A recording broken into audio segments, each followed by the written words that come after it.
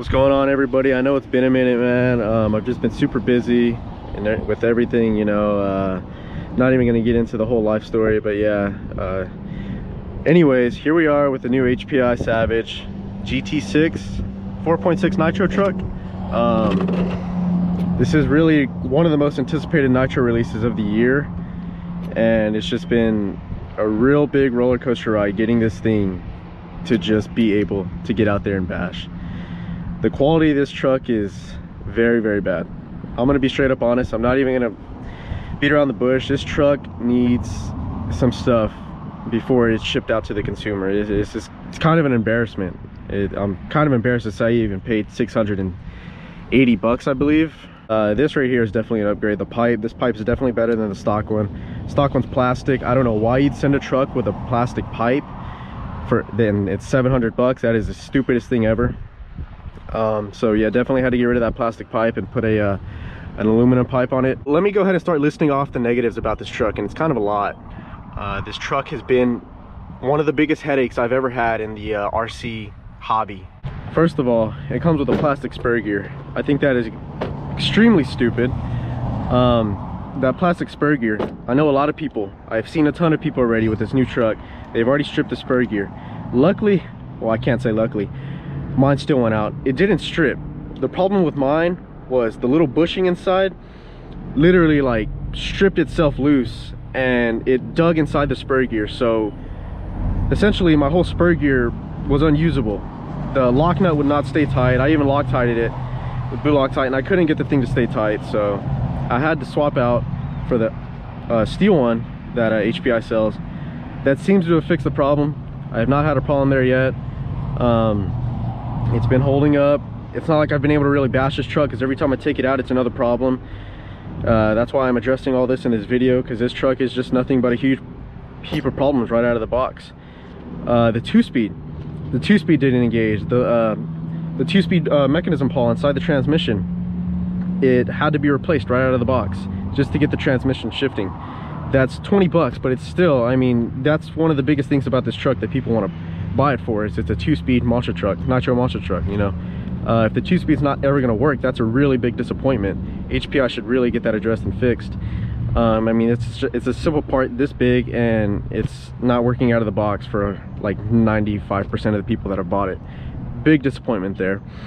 Another one, the servos. The servos are extremely garbage.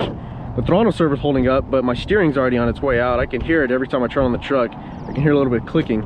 That's kind of really disappointing, so I'm probably gonna have to upgrade that pretty soon.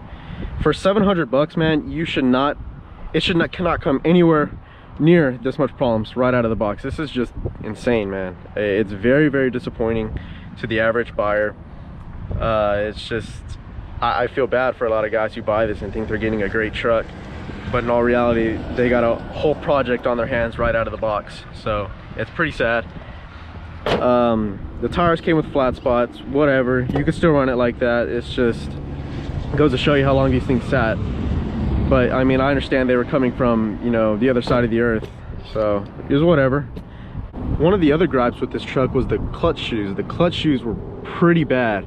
After about not even 2 quarts worth of breaking in the engine, I took the engine out to inspect everything, and I noticed the clutch shoes were literally shaven down to the clutch springs.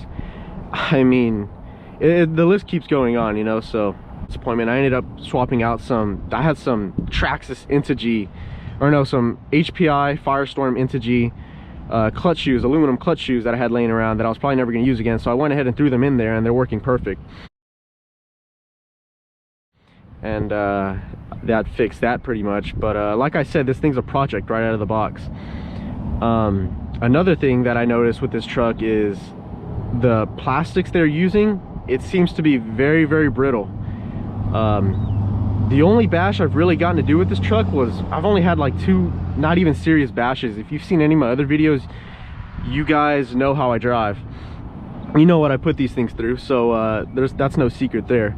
Yeah, I noticed these upper A-arms right here were busting right here at this end right here on the hub, and they were breaking pretty easy. So I had to buy a bunch of spares from Jenny's RC, and have those on standby. I actually forgot the bag of spare parts, so I'm just gonna drive it till it breaks today, which hopefully it lasts a while.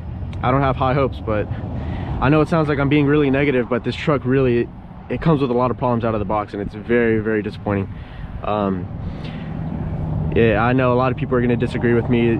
HPI is king to them, and that's fine. You know, you like what you like, but I'm just telling the truth like it is. This truck has a lot of problems right out of the box. Is it a fun truck? Hell yeah, it is. I like it. I like it once it's working right, but the truck does have way too many problems way out of the box, you know. So I mean, HPI's got to get something done about that. It's just kind of embarrassing and sad. You can't be selling a truck for $700 something and you got to literally rebuild half the stuff on it just to get it to work properly and not break on you every time you pull it out, or to even get the transmission shifting. I understand it's new, they're just back up and running, man, but still, you know, it's a lot. I'd understand one or two things and boom, that's it, the truck's fine, but it's not just one or two things. There's kind of a whole lot going on that you need to address to get this truck in working order, to even slightly bash it to the legendary bashing name this truck has had for the past 20 years. I mean, the hype with this truck is just insane. People they go on and on and on about this truck, so I wanted to give it a chance and see what it was all about, and so far I've been let down pretty bad. So that's out of the way. Oh, the diffs, I can't forget about the diffs. All right, so I don't know what happened to my GoPro. It's just like crapping out on me. It's really hot out today, so that may be a factor. I popped my battery out and then put it back in, and it seems to not really be doing anything, and it has worked in the past, so I don't know. Anyways, I'm just using my iPhone now. Right here, yeah, as I was saying, I had to get 2 new diffs for the Savage right off of Jenny's RC. They were like $1 a piece, not too expensive. Well guys,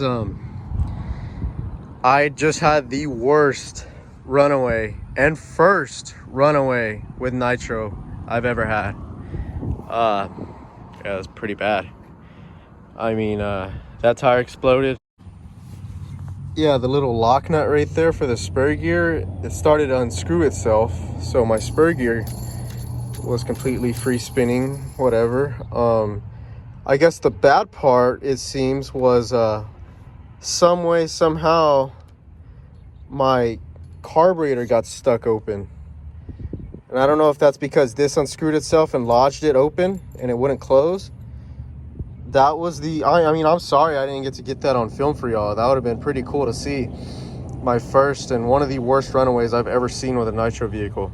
So long story short, guys, I don't think anything's ever going to work out with this truck. As you can see, it had one of the worst runaways ever, and first runaways I've ever had. I've never had a runaway. This was the first. I wasn't even 5 minutes into this bash, and it ended pretty fast and pretty badly. So the engine was peak full RPM for like 25 seconds probably, and I had nothing to stop it with, so I literally had to run to the side of me 5 feet over and find a big rock, and I had to cram it right here in between the flywheel and spur gear, and I somehow managed to stop it. And yeah, I don't know what happened, man, but the carb was stuck open like this. It's chaotic, man. It was pretty chaotic. The whole thing was just intense. I just don't know if this truck's for me. I don't think it's for anyone.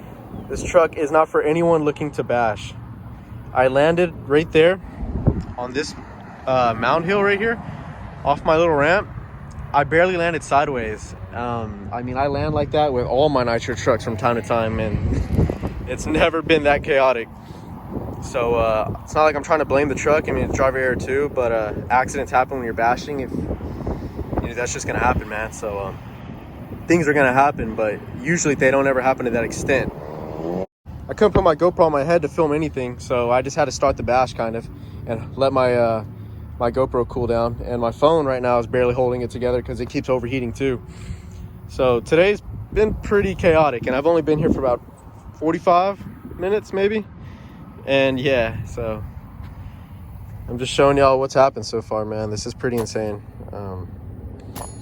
Like I said, half of this was me, the other half was, I don't know, man. I don't think it should have been that severe. I don't know why that happened. It could have been this came loose right here. The the nut right here on the spur gear, and it stopped this from closing all the way. I don't know, man. It's just pretty gnarly. So now I'm gonna have to go home, take this engine off, and go over everything. That piston and sleeve might be scored because the air filter came off when it was running away and going 4 RPM with the tires ballooning like hell. So like I said, man, this is just, it's not my day, I guess. I don't think I've never had a good day with this truck. The only time I've been able to drive this truck casually is when I drove it back and forth in my well, at the other spot I go to. I just drove it back and forth for like 30 minutes and then I had to dip.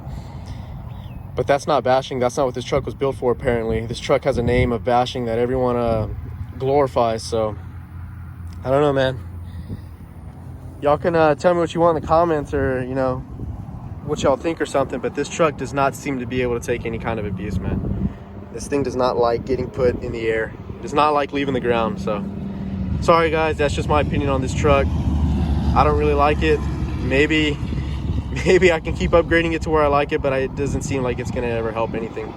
The only thing I can upgrade next is the heavy duty ring and pinion, and that's because I already had to shim the hell out of the diffs.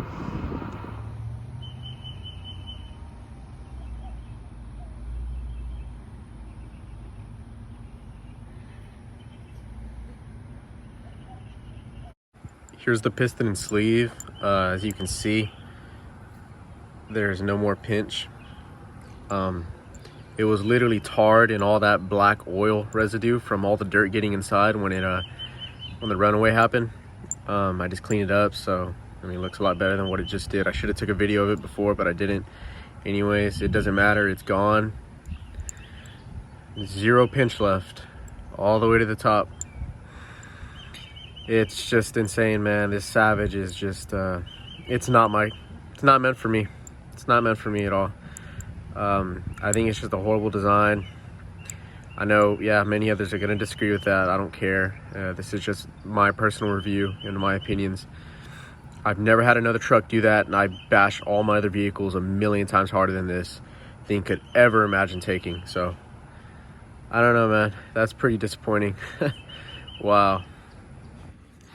Yeah, so that really sucks. That's a big bummer. I was really enjoying this engine a lot.